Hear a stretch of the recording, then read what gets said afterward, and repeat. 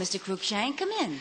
Margaret, it's wonderful, wonderful. What is? Sit down, Mr. Cruikshank. On again. Look, I'll take my hat off. Oh, is it real? Did you ever see such a beautiful head of hair? Did it all grow in at once or sort of sprout in sections? It grew like a blossoming flower. Oh. And I owe it all to you and Bill. Every hair on my head. Oh, Bill's a genius. Has the governor phoned yet? Why, no. Should he? I left word for him to call your house. His hair is due at 6 o'clock. Bill. Where's Bill? I don't know. He hasn't run off again with off again, has he? Oh, no, he'd never do that.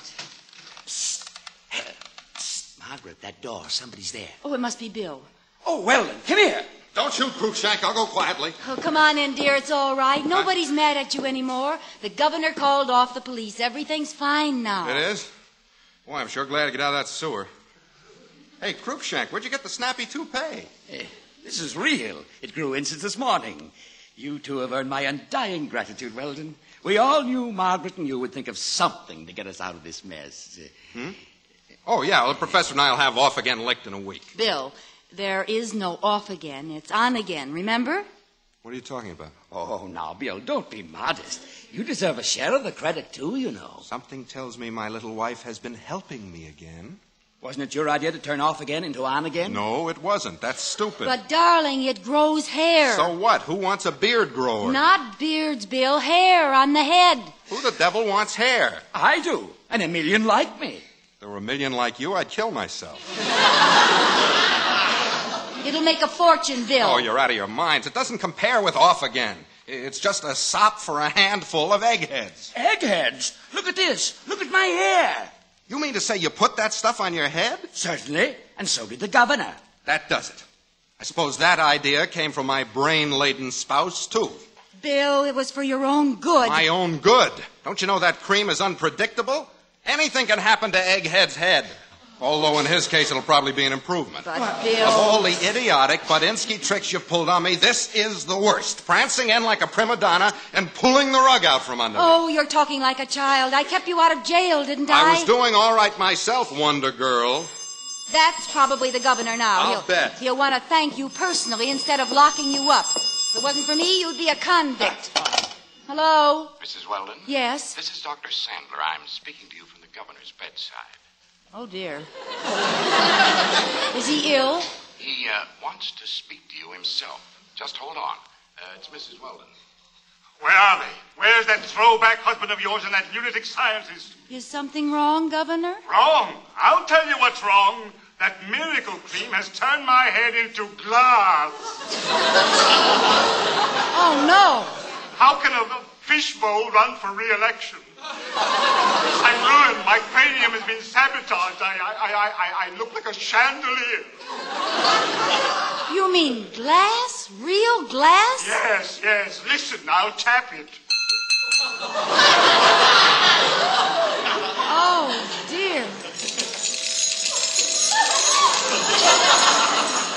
What's that funny noise? Dandruff.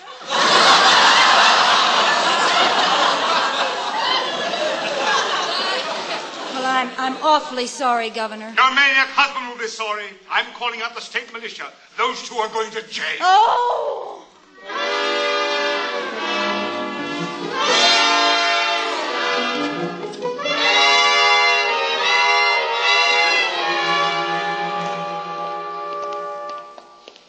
Okay, Weldon, you got a visitor.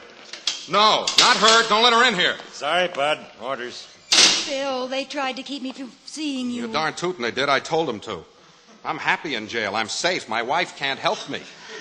Bill, don't you want to go to Bermuda with me? Not unless you're wearing a muzzle. Don't be angry, Bill. I was only Don't trying say it. You're only trying to help me. I started out to make a fortune. With your help, I wound up in jail. But everything's all right now. Well, that's what you said the last time they arrested me. But, darling, this time I really fixed it. The professor and I made a deal with the governor. Oh, no. Now they'll probably hang me. No, darling, it's all right. Glinka fixed the governor's head, so now he's letting you go. I don't want to go. I don't want to be helped. It might kill me. I'd rather just die here in prison, peacefully. A broken old man. Oh, please, Bill. I'm sorry. I'll never help you again. You mean that? I promise. No more meddling? No more mixing in my affairs? No more. You solemnly swear? Scout's honor. All right, then. We're going to Bermuda?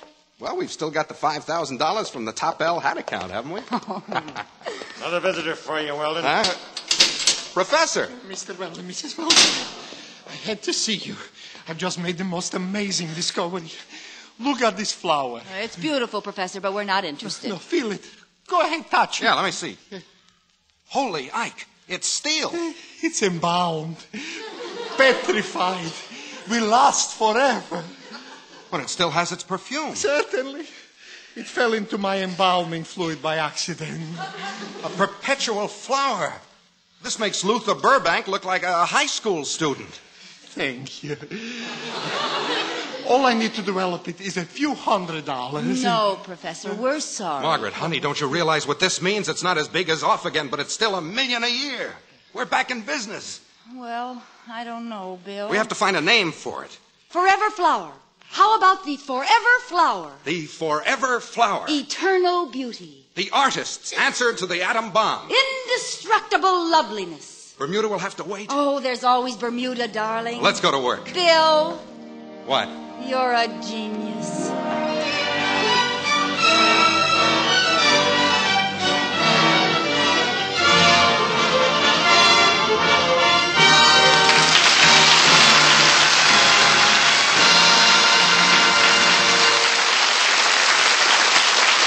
Our guest will return in just a moment. Next week, the NBC Theater sets its course for a round-the-world romance as we present the intriguing motion picture story, Trade Winds, and our star will be Frederick March.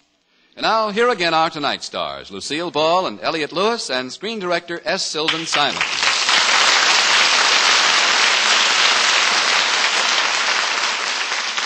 You know, Elliott, Sylvan Simon is a very important man in the motion picture business. He is? Yes, as well as being a director, he's a producer. Well, I guess that keeps you pretty busy, huh, Mr. Simon? Well, every once in a while I manage to get away and relax with my hobby. What is your hobby, Sylvan? Hitting my head against the wall. Hitting your head against the wall, that's crazy. Not for me, it isn't. Why not? Because of the difference between directors and producers. Well, what is the difference? Well, it's a matter of responsibility. If you're a director, then the producer's responsible for everything that goes wrong in a picture. And if you're a producer? Then you put all the blame on the director. Uh-huh. Yeah, well, wait a minute. What happens if you're both, like you? Rather, you hit your head against the wall. Good night, Lucille. Good Elliott, night. good night. Good night. Good night, everyone. And good night to you, Lucille Ball, Elliott Lewis, and S. Sylvan Simon.